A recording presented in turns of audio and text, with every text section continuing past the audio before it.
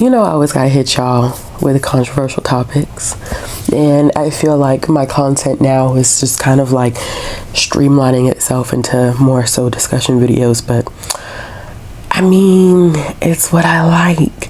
I like to talk. I'm not saying I don't like to talk about books, but I like to talk, just to talk. So here goes another topic that is interesting. Are Booktubers reviewers? Are we book reviewers? And you know, I think this has been a day-old question that has probably circulated in this community for a very long time. And whether the reviews that we give here in our community, BookTube, I can't speak for Bookstagram and Book Talk, you know, Book Talk is, I'm too old, number one, and Bookstagram, I don't feel like I'm active enough to really give a yes or a no to that. I actually don't think I give a yes or no to this. I never give a yes or a no to anything that I discuss, except that AAVE video. There was a strict yes and no kind of thing going on there. But the reason why I thought about this a little bit is because, you know, we just had that live show. It's me, Bethany, Mara, and Jess, and we were talking about content warnings and trigger warnings, which stemmed from Sylvia's, you know, discussion about having a body or an institution that would be responsible. There was one tweet in this entire thread, which it was low-key taken out of context because it was a lot going on there, but there was, you know, it was a little salt thrown into some wounds with that one, and I can get that, you know, where Sylvia had made the comment that we need people to actually critically review and not just take pretty pictures of books. And I'm not saying that she was bashing reviewers or anything like that, but, you know, you can see how that comment could be kind of like, yikes, like, I get where you're coming from, but like, did you have to say it like that? Type of situation. Yeah, I don't think she hates reviewers, but that, you know, that had a little spice to it. So it made me think, you know, do people really like not consider booktubers to be reviewers? And I know that some people don't. And some people don't feel like we're reviewers, and I think it depends upon who you watch and how they talk about books that they've read. So there are people who do wrap-ups like me. Everyone knows my wrap-ups are like never less than 30 minutes. But that's just because I like to talk a lot. But also, I usually like to explore books that I've read in depth. I'm very much so an in-depth reviewer, quote unquote, because I don't even know if most of y'all would consider me to be a reviewer. I consider myself to be a reviewer, but that's me looking at me, you know, it's not how other people may perceive me. And I'm very much so in depth with how I review books. I like to talk about themes, character development, plot development, you know, pacing, writing skill, whether the book as a whole really, you know, has worked together, if the themes that they've explored, especially in terms of like what's going on in society now, how well they've done a job of executing that on page. So I tend to talk a lot more than the average person. My wrap-ups, if I don't do a mid-month, which I lately have not had the time to do a mid-month, my wrap-ups can go an hour and a half, and they're never shorter than 30 minutes. Even when I don't read a lot, my wrap-ups are probably a good 40-45 minutes. So in that aspect, I find it intriguing because there are people who could read more than me in the month, and their reviews are like this.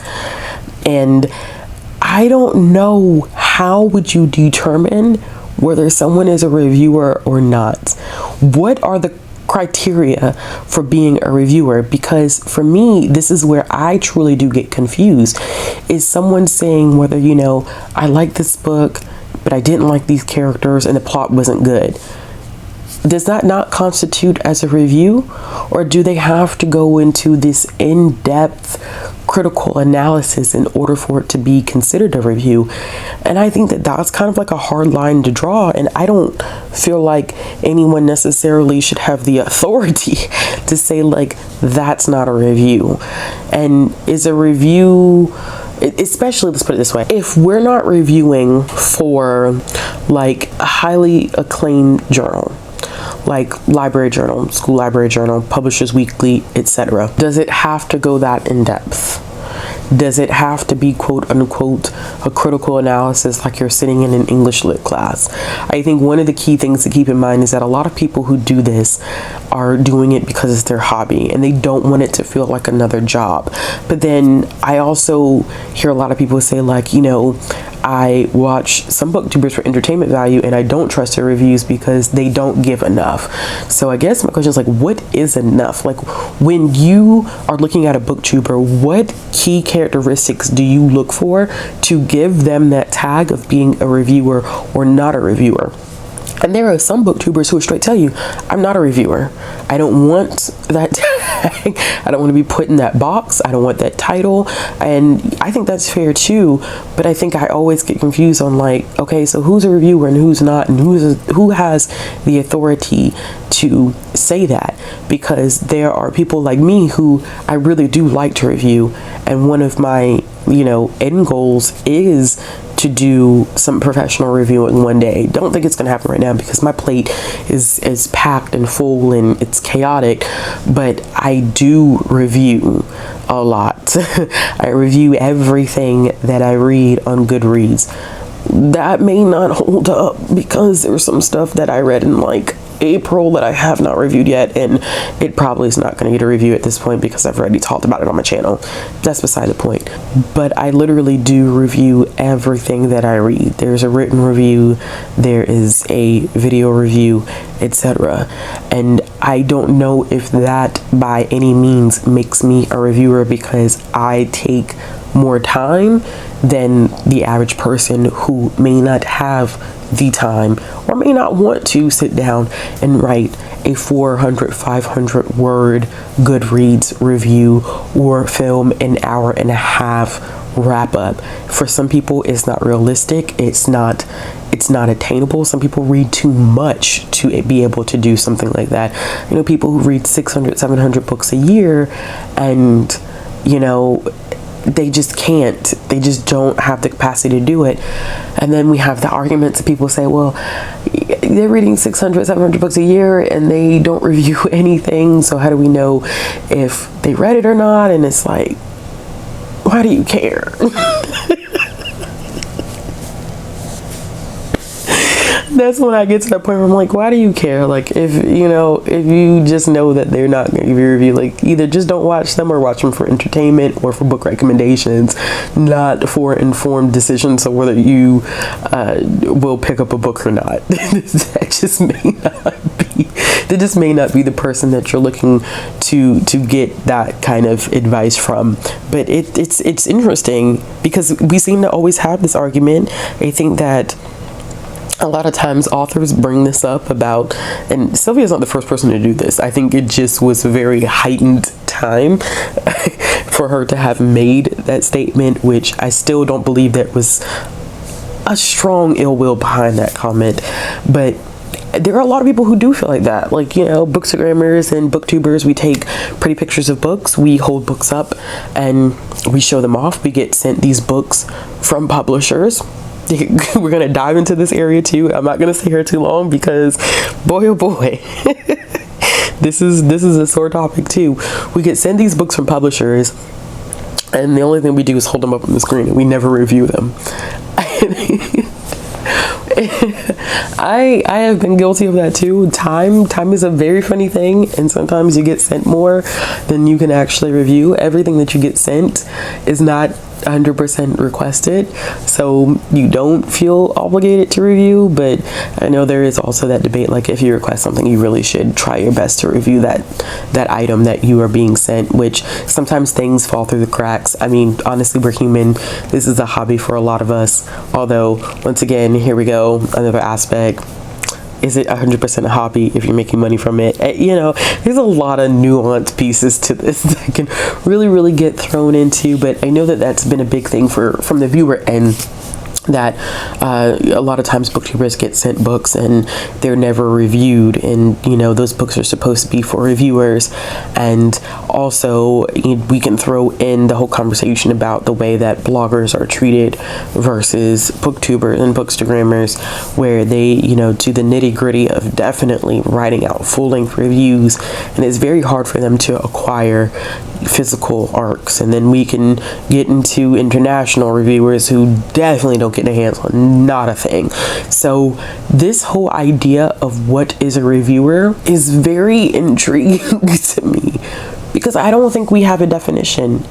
I don't think anyone truly knows what a reviewer is from the booktube perspective. Like I said, I'm not going to include bookstagram bloggers. Bloggers clearly are reviewers, man. I mean, there's no doubt about that. But at the same time, I question, like, in this platform, what would make a reviewer?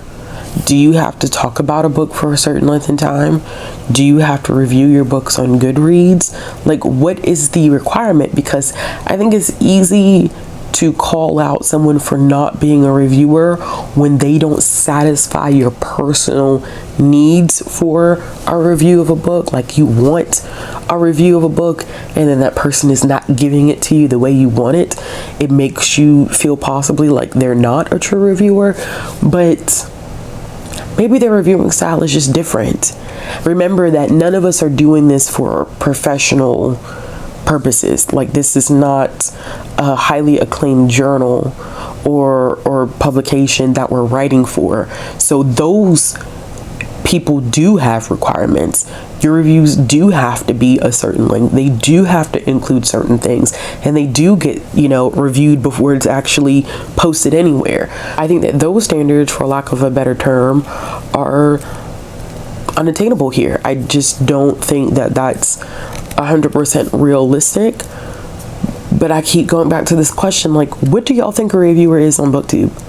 Like, what would be your requirements? Or do you even care? Do you care?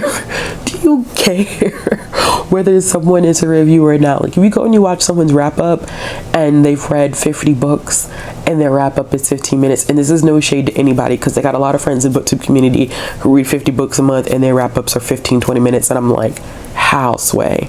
How in the hell did you read 50 books this month and your wrap up is 20 minutes? Because you got to teach me. You got to be able to teach me how to do that, because I literally cannot do that. If I read 50 books in a month, it automatically has to be 2 wrap ups, because 50 books in one sit down of a wrap up, ain't no way. There's no way. We would be here for an hour and a half, hour, 45 minutes, 2 hours possibly, because I just don't know how to do that. But part of me does not feel like their ability to review and to give honest critique of the books that they read should be considered any less than mine, just because I talk a lot more than they do, or I may dive a little deeper. So I don't know. This is a hard one. Maybe I shouldn't have taken this one on, because I really don't have any sage advice for y'all. Like, I don't. I usually am able to give kind of like a clear and concise perspective from my end and how I feel about the situation, but I really don't know how I feel about this one, because I think it's such a subjective topic. It's super subjective, because some people may watch that 20-minute video and be like, that's all I need. And some people can watch my hour and a half, hour 45-minute video and be like, damn, like, shut up. You talk too much. Show me the book. Tell me whether you liked it or not. Were the characters good? And move on. Keep moving. So that's what I'm saying. Like, I think it just is very subjective from creator to creator, from viewer to viewer.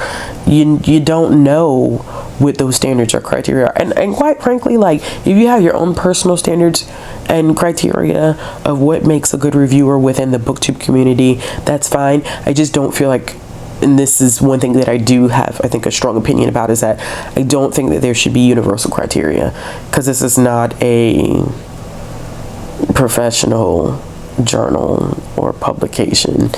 And then we can get into discussion of whether BookTube is a professional space or not. I mean, I don't think so. Not the way we cut up. Ain't not a lick of professionalism in this community whatsoever. But it's weird too, because you do have to have some sense of professionalism, because you are working with the publishing industry and you're working with authors, and there has to be some level of professionalism there. But boy, I mean, when it comes to us, like as a community wide thing, ain't no professionalism.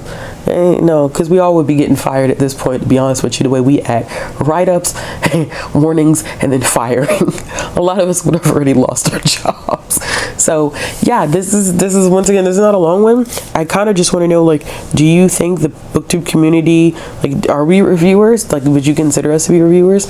You know, if you have criteria of what do you look for in a booktube reviewer, what are you looking for? And I think that a second question that can go kind of like hand in hand with that is, what makes you trust a booktuber's review of books? Because I've had people who have told me that they trust my reviews of books, and I don't know why. I'm being serious, I don't know why. And it's kind of nerve-wracking, because I feel like one day I'm going to do a review of a book that I really, really love, and people are going to be like, Ashley, no, this wasn't it. What were you thinking? You know, but I do have people say like, oh yeah, like I really, really trust your reviews, like things that you usually give like good ratings to, you talk about, you know, they're good recommendations and they're good reviews. What makes it a good review? What makes you trust me? You know, what makes you think that something's not a good review and makes you not trust that content creator's viewer perspective of books? I mean, I can kind of tell, like, some answers can be like, I don't like when people give a book 3 stars and they're like, I didn't like it. wait, not that. It's, I gave a book 4 stars, but I didn't really like the book. And people are like, so why didn't you just give it 3 stars? Because then that's that whole conversation of like, 3 stars is not a bad rating. We've talked about this for years too. That's like a cyclical conversation, that 3 stars are not bad reviews. It's a solid read. It wasn't the best, but it wasn't the worst. It was just kind of middle of the road. So I think y'all will have some thoughts about this. I just wanted to post it because I've been thinking about that tweet from Sylvia, and people were not happy with it, and it made me think, like, do people like genuinely like think we don't review at all, like we're not reviewers? So y'all let me know. I think this might be a little bit more interesting from like the viewer to content creator, as opposed to content creator to content creator, because everyone's style is so different. I think it'll be harder from that perspective, but I think that if you're a content creator that's maybe like also a viewer, it could work. I don't know if that's making any sense. Like, I would never, as a content creator, go out my way to judge another content creator. First of all, it's not my business, and I don't have the time nor the patience for that. But I don't think anybody should be judging anybody, but I think that exploring like what you would consider to be a good reviewer, that might be a little easier if you're someone who's just a viewer of a content creator. I hope that makes sense. It probably doesn't, but it was making sense in my head, so I'm gonna go with it. Anyway, y'all, as always, if you like this video, give it a thumbs up. If you want to see more content from me, click the subscribe button. Please make sure you answer these questions, keep it respectful. Actually, y'all have been doing a great job. Anytime I do these discussion videos, like, y'all do great with the interactions, and you do great with having discussions with each other, even if you don't necessarily 100% agree with each other. I like that happens, except with, you know, a comment that I got on the last one about some stuff, which if you follow me on Twitter, you know exactly what I'm talking about, which that was some foolery. Anyway, like I said, if you like this video, give it a thumbs up. If you want to see more content, click the subscribe button and hit that bell for notification. Looking for ways to support the channel, links will be down in the description box. Looking for ways to follow me on social media, those links will be down in the description box as well. And I'll be back with another video soon. Bye.